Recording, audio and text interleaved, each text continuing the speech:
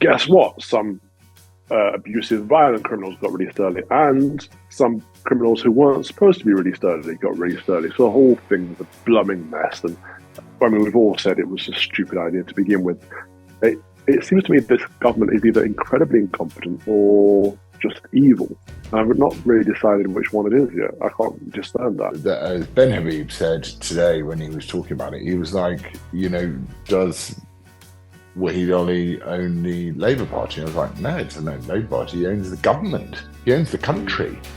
Because if that guy's got an access all areas pass, like you did at Tucker Carlson when you left me forever, if he's got an access all areas VIP pass at Downing Street, and Keir's doing the stuff from Wahid's flat while telling everyone to lock down. I'm like, and then he's going, my dad was a tool maker. And my first thought this morning when I woke up was like, what sort of tools do your dad make here? Are you tooled up now? I literally think every time I think it with Biden and I think it with the left in Britain, I just think, you lot are a mafia family.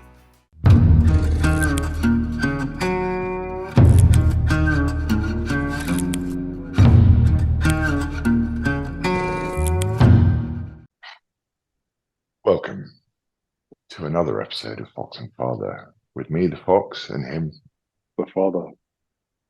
You used to start with a smoke hoop. Now you're just like, I haven't even had a cigar.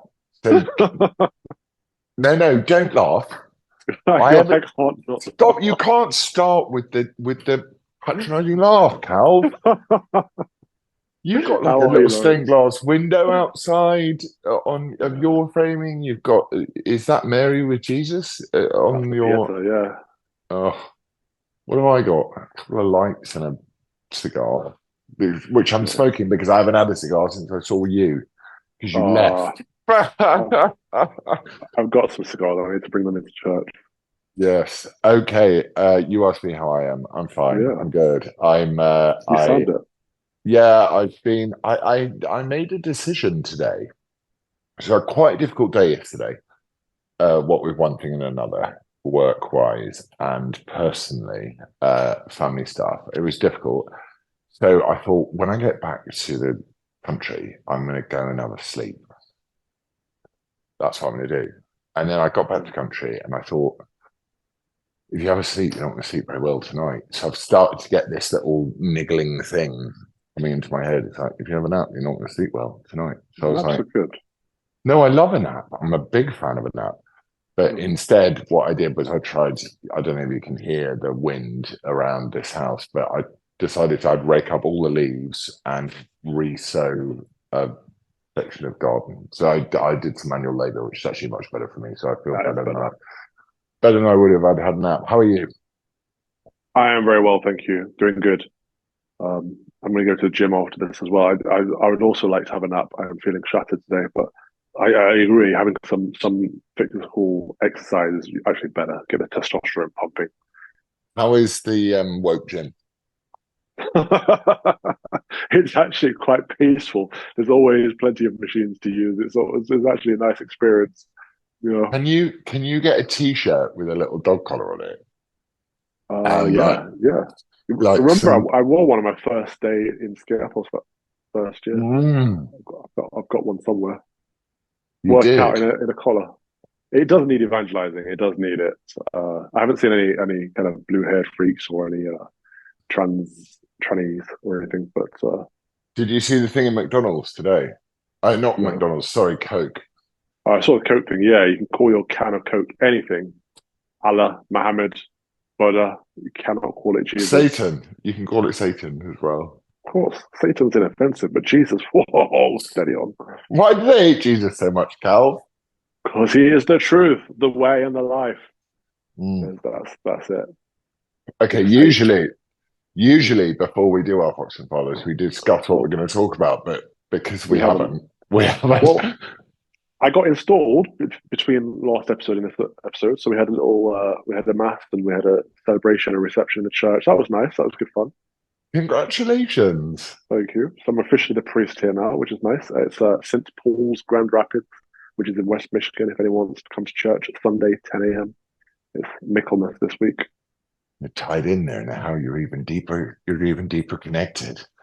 You're And then never gonna rid. I took I'm my never. bishop to the Tucker Carlson show that night as well. That was Mm. that was good fun. Tell us about Tucker. I saw a picture on the internet of like Tucker Carlson, some other famous people, and then a very scary tall bloke in a dog collar. And I was like, I know that dude. And it was you. What happened? So tell me. Tell us all. Show was great. He's Who got was he with? Who was it that night? so first Tucker gives his speech from the platform, which was spot on, very political, very to the point. Then he sits down on his sofas. He had Kid Rock that night. Now, I didn't know much about Kid Rock's music or anything, but there was loads and loads of Kid Rock fans in the audience, and I thought this is going to be good. And he didn't disappoint. He's like you. He's like very bold, kind of like straight to the point. Doesn't mess around. He swears too much, but he's got a good heart, and he kept bringing it back to family and Jesus, which I really appreciated. Um, so I didn't get there on time to do the VIP stuff and photos and stuff like that because I had church events, which was wonderful. But then we nipped back to the green room to say hello, me and the bishop, to Tucker and Kid Rock, and that was really nice. So I gave Tucker one of my pipes, my Common Sense Crusade pipes, which are on the culture stores. Which is up And and running. yeah, and I had a quick chat with Kid Rock, and I said, "Oh, you guys must be tired, so we'll leave you to it. Thank you for saying hello, and you've been working hard and stuff." And Kid Rock was like, "Well, we're gonna go and eat. You've got to eat, right? Come and eat." I was like, "Okay, cool." So we went for dinner and drinks with Kid Rock and Tucker Carlson. It was a wildness. It was so fun.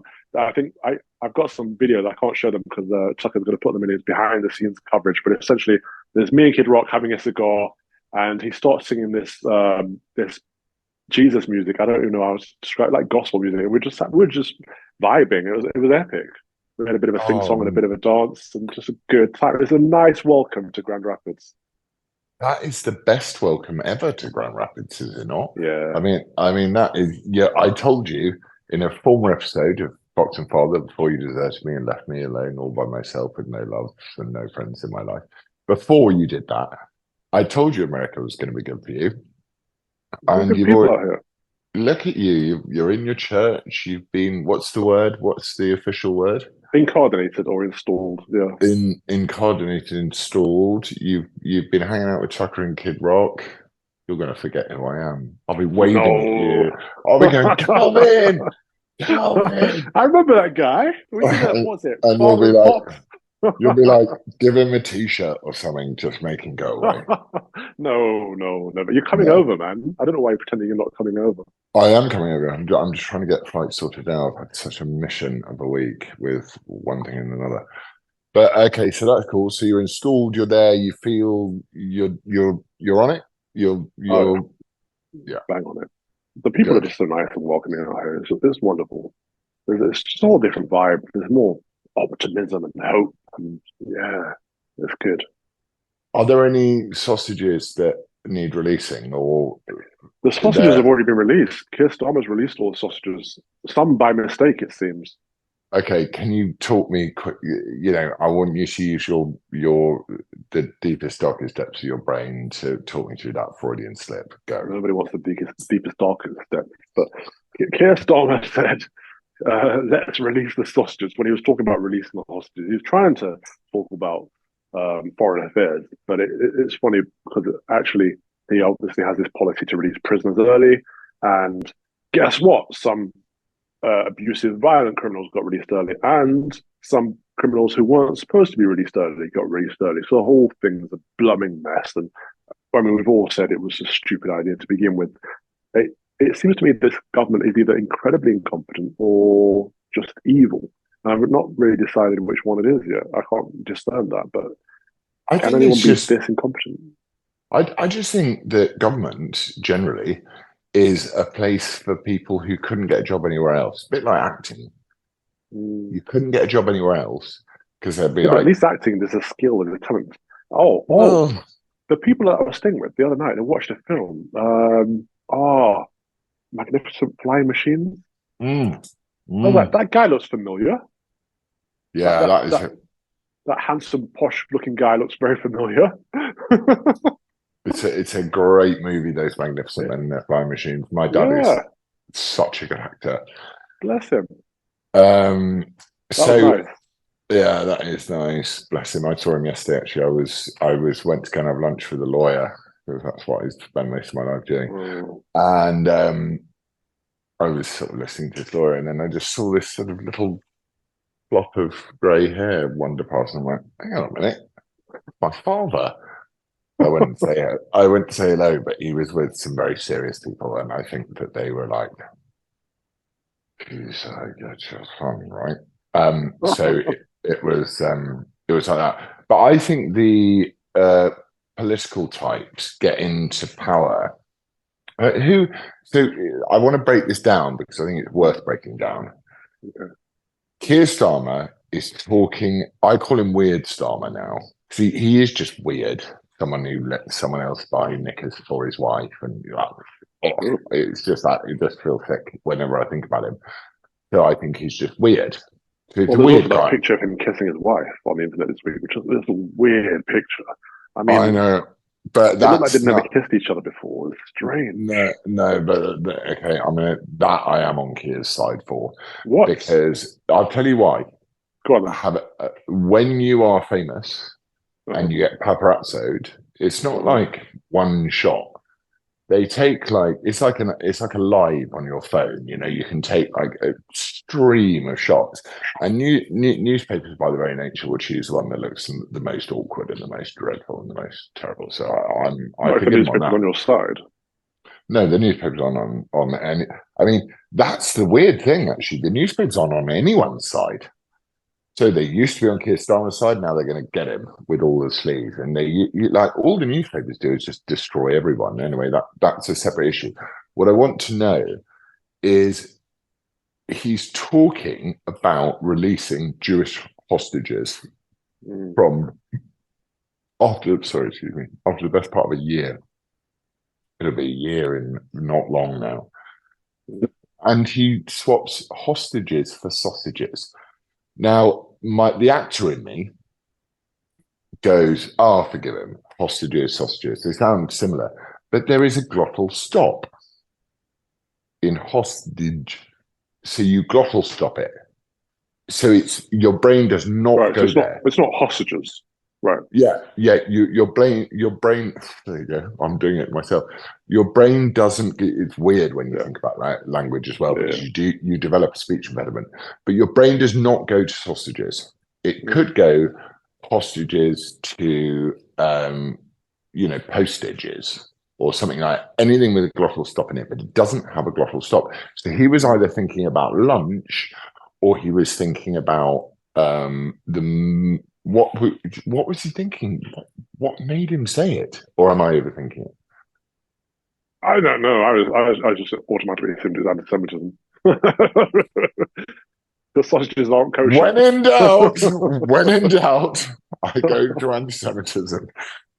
I just thought it was very strange. The whole thing was strange. And then he had that headline of, oh, the government want to take back control of people's lives. I was like, wait, huh? So say that again. You want to do what? No, no, no. We want the government to get out of our lives. We don't want you to take control of our lives. Go away. Yeah, the state he's got this very weird lingo here. Weird, actually, as I'm just going to call him. So he's like talks about sausages. He did his lockdown addresses from Wahid's Mr. Ali. flat, his Covent Garden penthouse, of which, Wahid Ali, when I was acting and when I was allowed to get paid money, but as long as I didn't say what I thought, Wahid Ali, I was invited to his summer party every single year. And for some reason, just because someone said he's a Labour Party donor, and I had no idea about politics at this juncture, I was too young. I was just like, no, I don't want to go. And I never ever went. But that guy pretty much owns Britain. We got a 1.2 million donation. We got Keir Starmer sitting there going, my son needs to revise. It's like he's doing lockdown stuff from Wahid's flat while telling everyone else to stay at home. It's unbelievable corruption in this country. Why? And Why is he this, so tied to this Wahid guy? I don't get it. Why is he funding him? Why is he taking it? Like, what does Keir get out of this relationship? Well, I'm gonna offer the best possible solution, Mm. best possible explanation that I can, which is that I think Wahid Ali is probably a social justice warrior.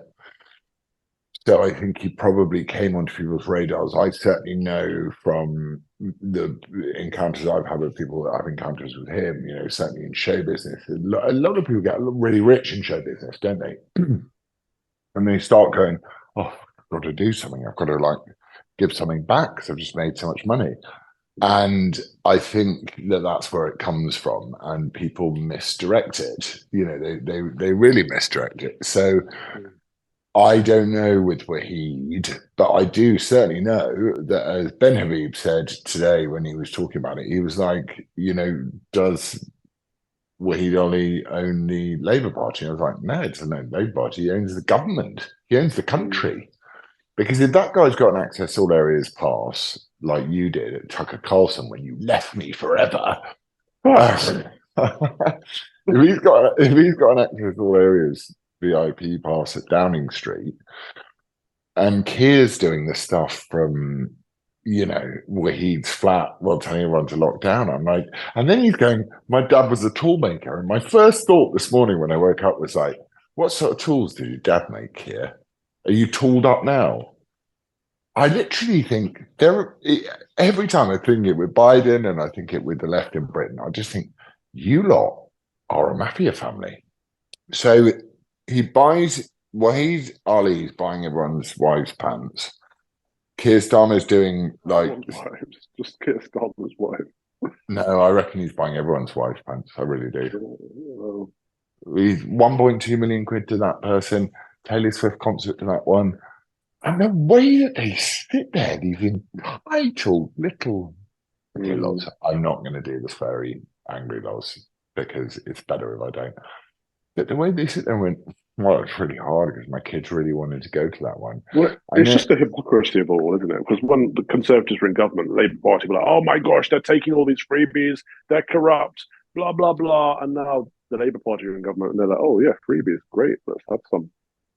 Like, what have but you been talking about this whole time? well,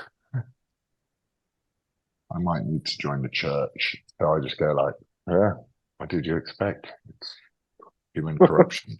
Yeah, but I mean, Boris Johnson has, or Carrie has this horrible wallpaper done when someone has to pay for it, and rather than getting taxpayers to pay for it, they get someone else to pay for it. And the Labour Party kick off, "Oh, donors paying for decorating 10 Downing Street." Like, okay.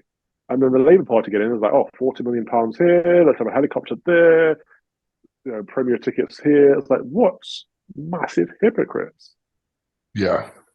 Do you think that it's going to, do you think it's a preordained media attack on Keir when they knew when the right wing, I mean, the press tends to be a bit right wing, I think. No, I don't think they are. And it hasn't really seemed like much of an attack to me. It's just like the news is out there and people are talking about social media, but I don't think they're gunning for it. I don't think the media is gunning for it. How important do you think social media is nowadays? I mean, it's important because it's the only way we can have a voice. And I don't mean me and you, I mean, we as the people in general can have a voice against the establishment. But yeah, I don't know how important it is in influencing and change and policy and stuff that shapes our country. Okay, so well, policy again is like there is no policy, is there? So, Mm. Giorgia Meloni says if you arrive in Italy illegally, you will be deported immediately. It's a simple message. Richard Tice actually has been very good on this stuff. I mean, ever since Nigel took over, Richard's got like a sort of new lease of life, whatever it is. But he's been like, no, there's an international maritime treaty, you send them back. And if you don't send them back, we'll send them back. And I sort of, I can't I believe like they that. just that Gawain. That's outrageous. Talk me through Gawain, because I came across Gawain a few times and I follow him on social media and he often posts these like beautiful pictures of Oh yeah, various places and like cryptic, poetic. He seems like he was called in the media, he was called the true amateur of British politics. And I think That's Mm, actually one of the biggest pieces of biggest compliments you'd ever pay someone, to be an amateur no, at I agree. politics. I agree. He's just a man who loves his country. You're right. He goes around churches up and down the country, just exploring and taking photographs of them. But he has been Farage's bag holder for the last 20 odd years. Well, throughout all of this, he's been his sidekick the entire time. He's always had his back. He's as loyal as you can get, and loyalty is gold, as you know, especially in politics. So it's a great shame to see them just disregard him because he's not politically correct, or he's not a polished image. It's quite sad. So he has said, please don't abandon reform and all this sort of stuff. Yeah, he's still thinking the party line. But is that a good thing? I mean, is that a Christian thing? Is that a noble thing to say I've been persecuted, but I choose to carry on supporting the people that persecute me, or is that weak, or what do you think? No, I think it's very graceful of him. I think he's probably had to sign an NDA because Ben Habib's hinted at that, and Ben Habib was the one who broke the news and kind of said, "Look, what they're doing to Gwayin is wrong." So well done to him for that. But I think Gwayin has taken the high road and said, "I'm not going to besmirch the party that I've worked hard for, even if they're treating me like scum. I'm still going to support it." And well done to him for that. I don't know if it'd be my approach, but it's certainly a noble approach. Yeah. What did you make of Ben Habib's statement about reform? Did we talk about that last week? I think so, No. yeah. Right. Well, so I spoke to Ben again. Okay. I don't want to divulge too much of it, but I think that it might be difficult. But Zia Youssef, this man with nothing, come from nowhere, no idea who the guy is at all. And I must stop following them on Instagram because I've got this sort of guilt thing of following people that follow me. And BBC Question Time have him on tonight. So a guy that is, we're all having a pop at Lord Wahid Ali and all that stuff. But Zia Youssef is on Question Time this evening. What's he ever done? Well, he's paid his way into it, hasn't he? He's bought his ticket. Which is the problem with reform. One of the problems with reform, yeah, absolutely. I mean, the other problem is that he's a Mohammedan. That's a bigger problem. Yeah. Well, yeah. I mean, I think there are. I think in the same way as I think we don't want to fall down the Steve Laws trap of being like, you've got to be one thing. But no, Steve Laws is more right than wrong. I don't think it's good for a Mohammedan to be the chairman of the party that's supposed to be on the right of British politics. If you're conservative in England, generally speaking, you should be Christian. But it grated with me with what's his face? What's that guy, the small one who used to be the prime minister? Sunak. He's got his own religion, and I was like, no, just have our religion. Come on. Can we not just get on and do that in our own country? But who knows, man? Who knows? I find the whole thing. I had some very insider information at that reform conference, and they said it was like a sort of Butlins camp of like really positive thoughts, and then this constant desire to say we're professionalizing our party, and I'm like, why? Why are you doing that? Why are you professionalizing yourself? Well, they want to polish, don't they? They want the established look. They want to be part of the mainstream, and I can see why they want to get the mass votes. But at the same time, they've got to be careful how they do it, because if they push away people like Gwayin, and they're already pushing away Katie Hopkins and Tommy, and probably you and I, but not that we've been bothered to get involved. But if they push away people who are generally and genuinely on the right, then they won't have their core demographic. So you can't reach out to the masses whilst disregarding your core. It's stupid. That's just full of politics. It is, and I wonder if it's a sort of, you talk about people that are being chucked away on our side. I don't think it's the right either, because I don't think it's right. Well, you've got to give it a word. Yeah, I mean, in sort of shorthand, it's right, and in longhand, it's right because it's right. But this idea of going, so UKIP have done today, they've said, we welcome Tommy and we welcome Katie Hopkins. And, Good even move. Carl, who's a very, you know, him and I know him, he's a much more less provocative, more moderate figure than Oh he yeah, used it's to very be. reasonable. Absolutely. And he is, but he was destroyed when the media took him on uh, for UKIP. So, but is there a barrier to entry that we cannot, that not we, but the truth cannot get past? Is there a barrier to entry if you decide that you're going to say, this is real, this is true, and therefore they just go, that may very well be so, good Lord. But out you go. I mean, No, people make the boundaries.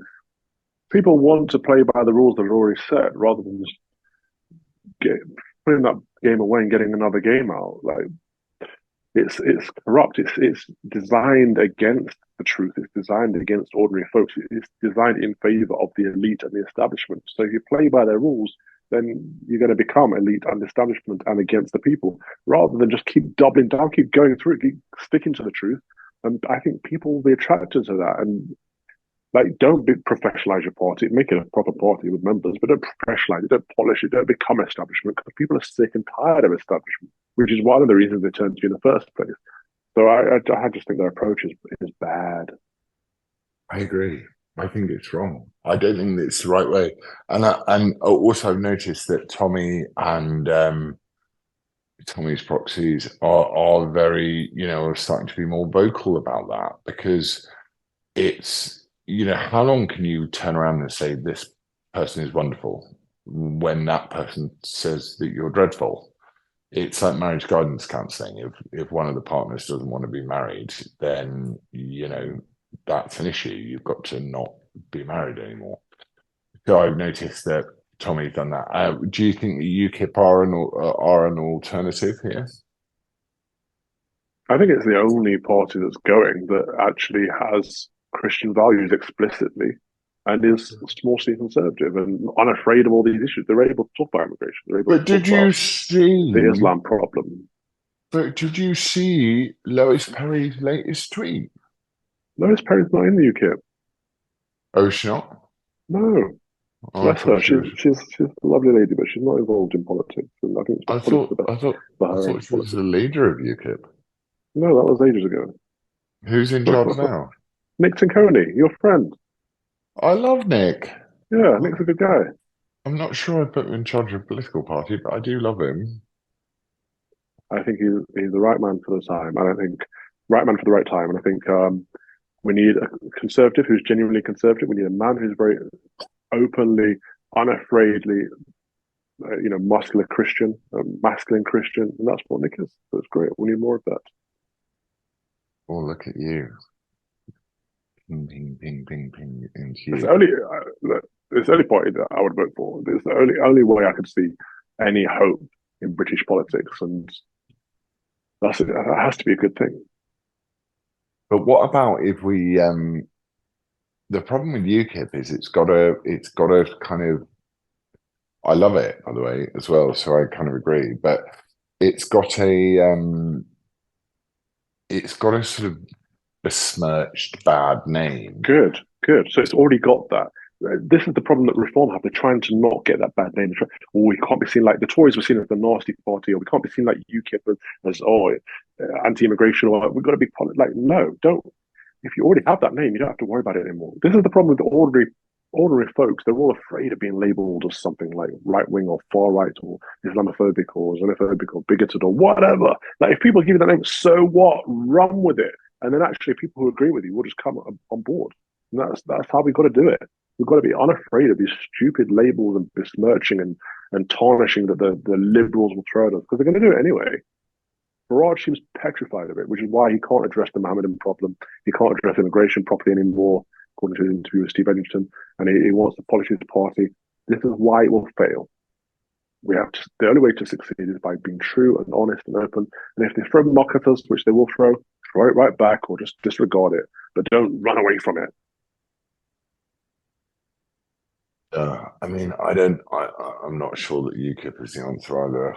To be fair, I have a feeling that what will happen is that something will emerge, and as long as you create the room for it to emerge, it will emerge. I've always been like, as an actor, you do it with a scene. So you turn up in a scene and you've got like, like a long scene, a three page, two and 7/8 page. And you're like, oh God, got to do that. And that takes 2 days sometimes to do. And you got to structure it and you got to build it and you got to make it right. But the best moments come from the bits that aren't planned, the bits that Yeah, aren't written, the bits that aren't. And I think this constant harking back. I think one of the other things I think is that we need to be more progressive. And when I say progressive, I mean genuinely progressive in defense of progressive values, which Britain has been at the forefront of, which is why Britain is what successful. are progressive values, Lawrence? Well, progressive values are tolerance. It's a tolerance of a differing point of view, fundamentally. So that ties into the free speech issue. So it's okay for someone to turn around and for me to not get upset that someone turns around and goes, you and I would disagree on the gay issue. But I would go, I think that's quite an achievement in this country. And I would go, Why is it an achievement? because there are gay people in this country, right? And I don't, as much as I feel, I'm drawn to your argument in the fact that people will, gay people there may be something about their homosexuality which is not under their control, so which would tie into your idea of disorder. I would also say, but they exist and they have existed time immemorial. So I would say, allowing people, two gay men or two gay women, to have, or two same-sex attracted people, to have legal security in the fulmination of their finances, for example. If they're older and then one of them's going to die, I think that would be a really good thing, and I think that should have the same legal, not spiritual, but legal power as a marriage. I just don't think gay people should be able to get married.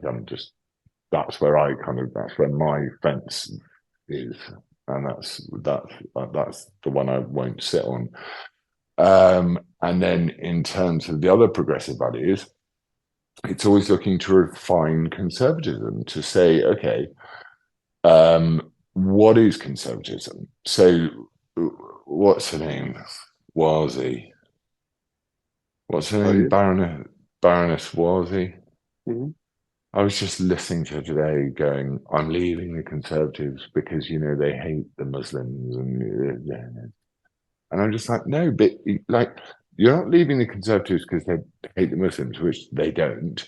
You're leaving the Conservatives because you're not a Conservative on any stretch of any metric that anyone could ever weigh up. You are zero conservatism. You're a progressive. And a progressive in the leftist way, which is like, let's just progress everything until it's all broken.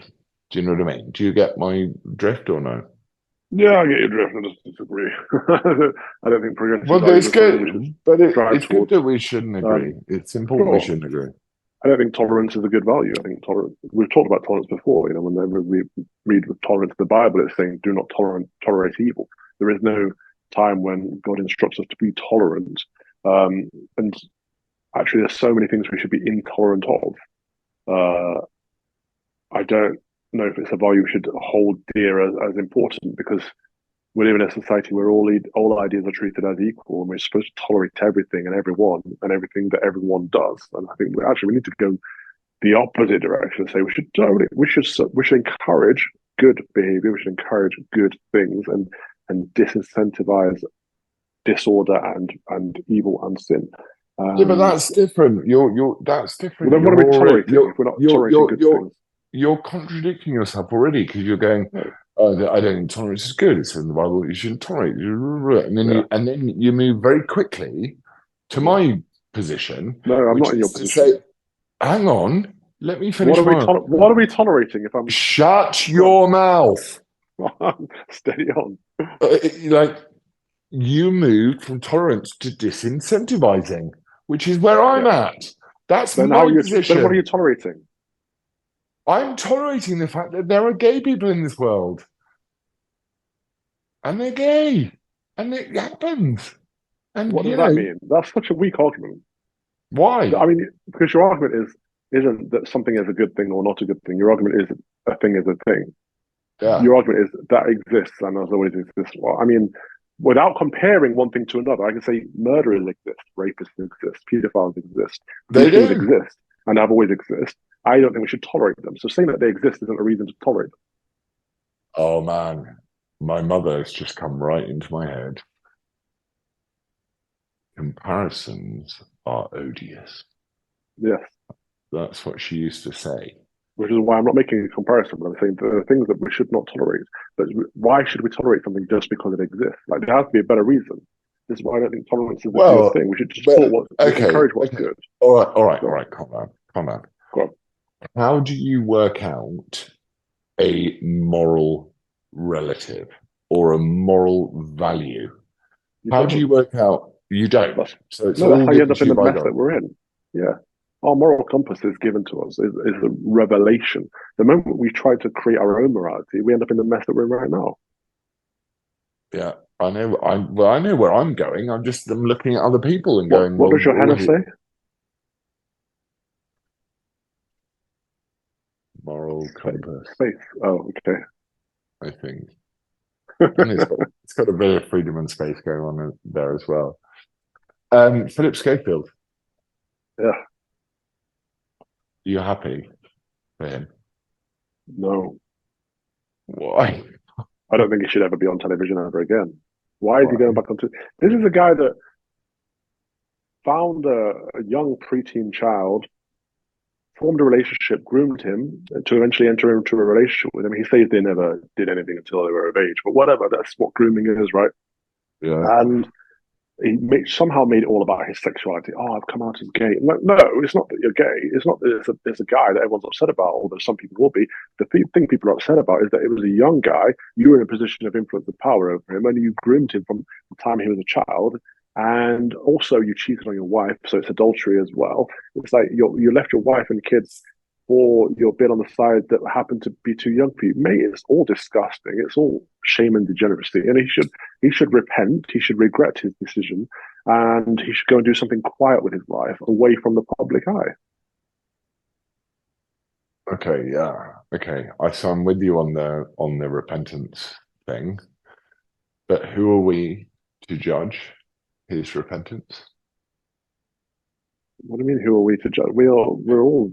This is what we do, right? We judge naturally, but we should judge righteously. And I think it's a righteous judgment to say if you have sinned against your family, your wife, your kids, against the whole of society that you publicized on television, then you should repent for that. But it's not God is the How final should judge. God is the ultimate judge. how should he repent? Well, if his sin was public, I suppose his repentance should be public. But that's up to him. Even if he just repents privately to God, that's great. And I hope he repents to his family and seeks their forgiveness too. I hope they all find a way to move through it. Fantastic. But we don't need to see him on television ever again. Like that's not part of forgiveness. Should I be seen on television ever again? Or Sure, you? yeah, Or you you? should be on every day. Well, what you haven't groomed any 11-year-old boys, have you? No, I missed that. I missed that one. You were in the wrong clubs in showbiz then.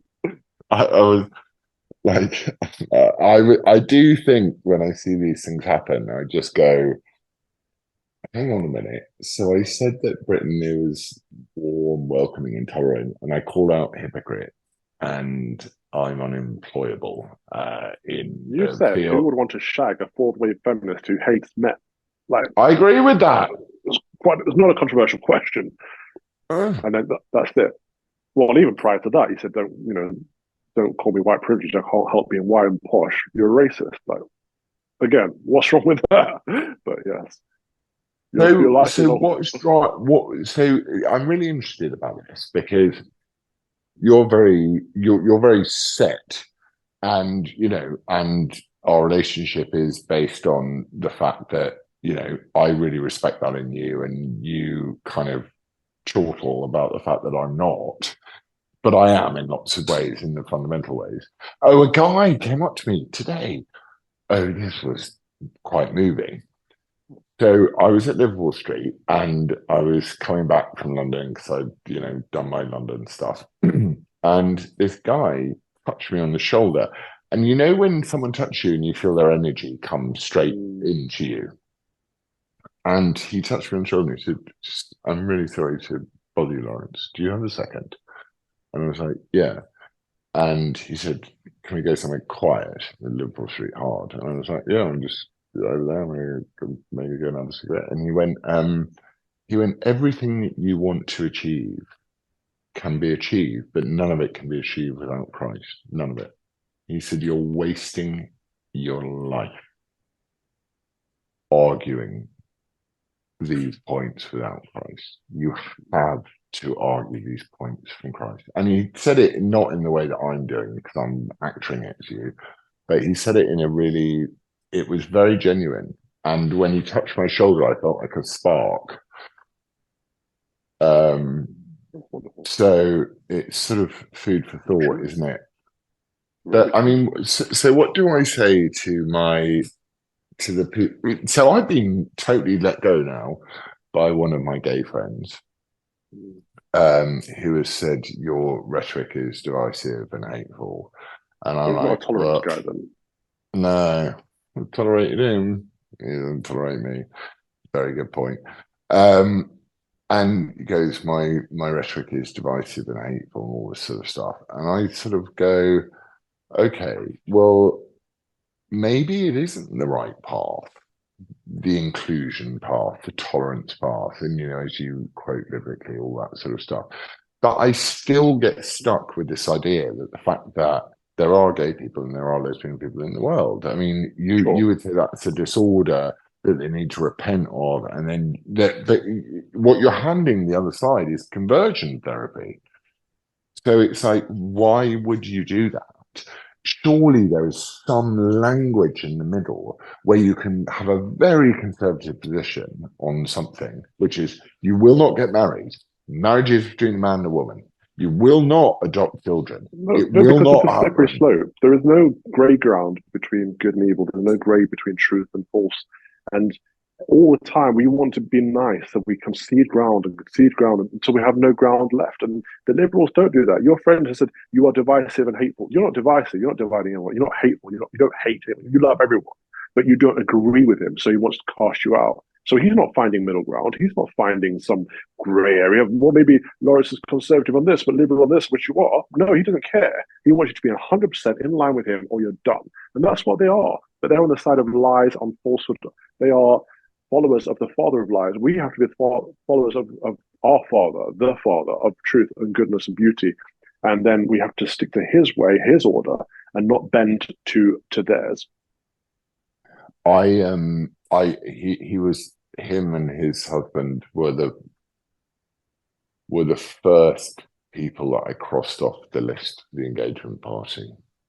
They were the first, because you're good at articulating it, but for me it was a subconscious thing, or maybe a conscious thing. I was just like, you know what, why the fuck would I want to celebrate anything with you sitting there in a room judging me? But then that's again this sort of issue of is it our job to judge someone else, or is it our job just to like discard this idea of tolerance? God, you're turning me into a fanatic. I can't help it's not our job to judge, but it's our I'll job be joining UKIP. I'll be joining UKIP UKIP before you know it. Found. Very good. We'll get you in purple by the end of the show. You're not going to do it just because you're in the land of the free and the home of the brave. Don't think that you just. Don't. I also, by the way, I'd like to criticise you. You use what have I done now? You use the word pantry. What's wrong with pantry? Calvin, you've never used that word before. I have. We had a pantry in our kitchen. You had a larder. Okay, Americanization. Uh, You've and that's not because also I've we been here. do we both look like I P. still say Diddy? wardrobe instead of closet. I still say cutlery instead of silverware. What how do you pronounce military? Monetary. Military. Oh, military. Yeah. Not Military. military. Oh, he's gone. We lost him. He's gone. Um, oh, bro. Okay, what else is there to talk about? What do you want to talk about? um, is there anything good that's happened this last week? We both look Uh, like P. Diddy with our earpods in. don't say that. Oh my gosh, Well, you look like P. Diddy. that's racist. I'm a racist. I can't help it. You look like someone P Diddy abused. Um, You telling me I look like Justin Bieber? I'm taking that as a win. I'm like, thank you. yeah, Amen. Did you hear him singing that lonely song? Oh, no, Lord. Oh, show business is bad oh and no, it's grim. evil. And Usher's just erased his Twitter account. It's like, oh, okay, what tweets did Usher put out? Well, It's sad. because this is the other thing about the this sort of leans back into what you're saying, which is that if you allow a human being to be unfettered, they'll be unfettered in a really dark and evil way. They just will. It's like if you don't understand the knowledge of okay, Mm, so the tree of the knowledge of good and evil. The minute you know something's evil and you do it, you're complicit in an evil. In the same way as tolerance is a less kind of expandable version of evil, isn't it? And what you're saying is like stick to the past, stick to the past, stick to the past, stick to the truth. And I'm kind mm. of trying to find holes in it and not succeeding, which is upsetting me because, I fancy myself as a bit of a thinker. Okay, we can think about these things. We just can't poke holes in the truth. There are no holes in the truth. The truth is solid. Truth is solid. So what have Mm. you got on for what's coming up this It's week? it's Michaelmas this week, this Sunday. So we've got Mass St. Michael. I'm going to do a podcast with E tonight. You know Elijah. Yes, That should be he's that should be contacted good fun. me as well. So Mm. I just don't know where he's. I find his posts. I really find him hard to read. Like I don't. Do you know what I mean? I don't really Yeah, know what he thinks about certain things. he's quite So crazy and erratic, but in a good way. Donald yeah, Trump's in town tomorrow. I'm busy, unfortunately, at the shooting range, but it'd be nice to go to one of his rallies. we've got to go Uh, to a rally. I'm going to try and fly up and see you when or you should fly down and see us. So I'm going to take the future Mrs. Fox for a bit of like Christian vetting at Larry's. So good, good, good. I'll either come up to you or you come down to me. I can't wait to see you in your position, but I'll just get angry and then be like, "Why are you here?" And I'm all alone with my little light as the light goes down here. Yeah, I've got to nip back to London soon. I've got something to arrange. Mm. Uh, maybe do another Fox and Father in person. We got to do one. We should do one here because I'm building that work starts on the studio. I'm going to do a lot Oh, more great.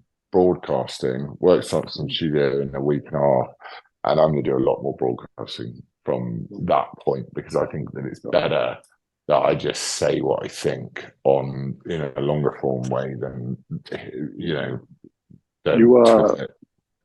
you did another WTF as well, didn't you? Yeah, I like talking to Larry, and he's because he's older and he's not. You and I battle over ideas a bit, and we sort of argue a little bit whilst agreeing with each other a lot. Larry just sort of looks at me like some idiot that he needs to train, and that is the laugh of someone who also looks at me as an idiot, as someone who needs to train. Arsehole.